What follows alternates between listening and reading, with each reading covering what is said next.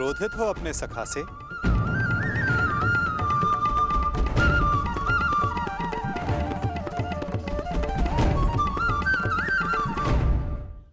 क्रोधित हो अपने सखा से?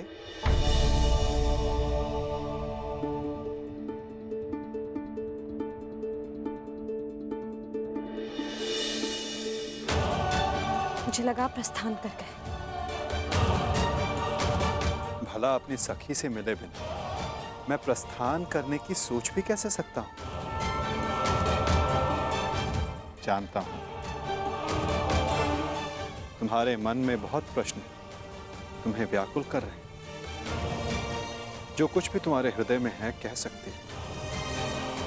मैं वचन देता हूं तुम्हारे हर प्रश्न का उत्तर देगा ये सखा। ठीक है, तो बताइए कहां जा रहे थे आप? हस्तिनापुर, पांडवों के शांति दूत बनकर?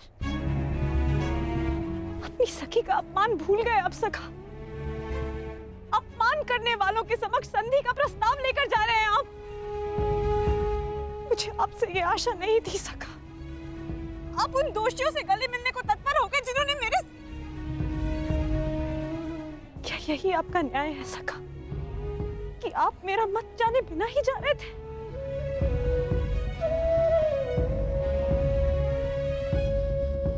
नहीं सखी, ऐसा नहीं। मैं भली भांति जानता हूं कि तुम्हारा मत क्या है, और मैं तुम्हें वचन देता हूं कि तुम्हारा मत और मंतव्य दोनों ही पूर्ण होगा सखी। और इसीलिए मैं हस्तिनापुर जा रहा हूं। जो कह रहे हैं मुझे समझ नहीं आ रहा है सखा।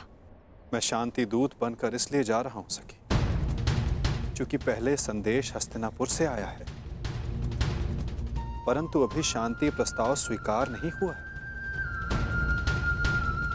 मैं इसलिए जा रहा हूं ताकि कोई ये ना कह सके कि शांति प्रस्ताव होते हुए भी पांडवों ने आक्रमण किया, या फिर शांति प्रस्ताव का उत्तर नहीं दिया। मैं आपके इस उत्तर से संतुष्ट नहीं हो सका।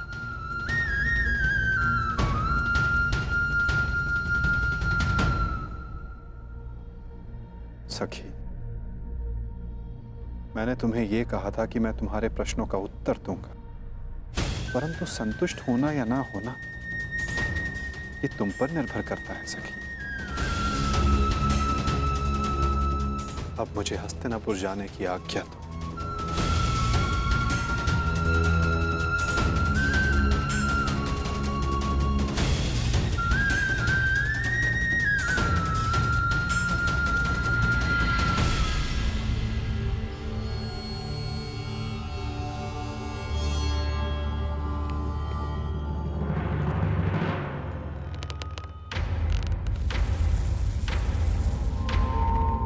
कहाँ थे पुत्र?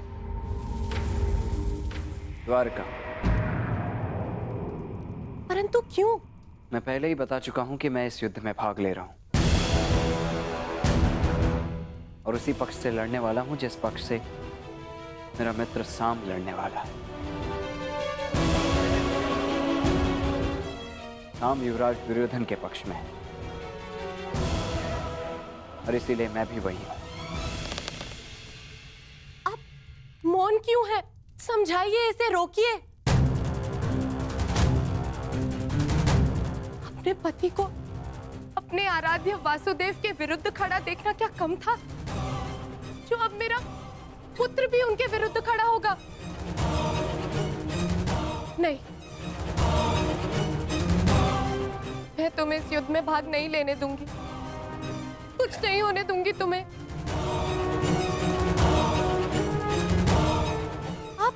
इसे रोकिए, समझाइए। श्री कृष्ण के विरुद्ध युद्ध में खड़े होने का अर्थ है केवल सर्वनाश, और ये अपने पिता की आज्ञा के विरुद्ध जाकर इस युद्ध में भाग नहीं ले सकता है।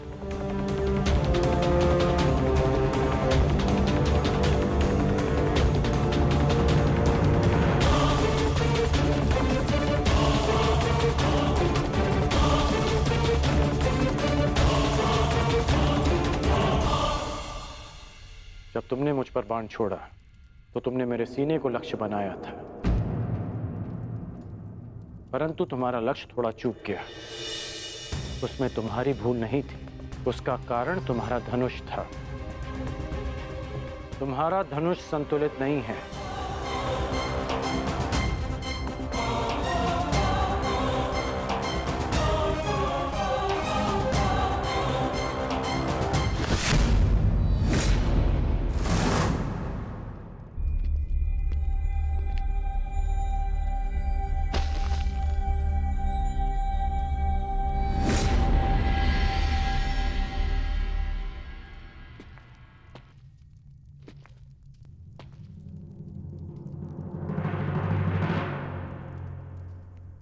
ये बिल्कुल संतुलित धनुष है।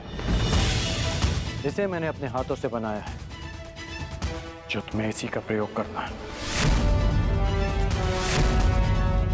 लक्ष्य कभी नहीं चूकेगा।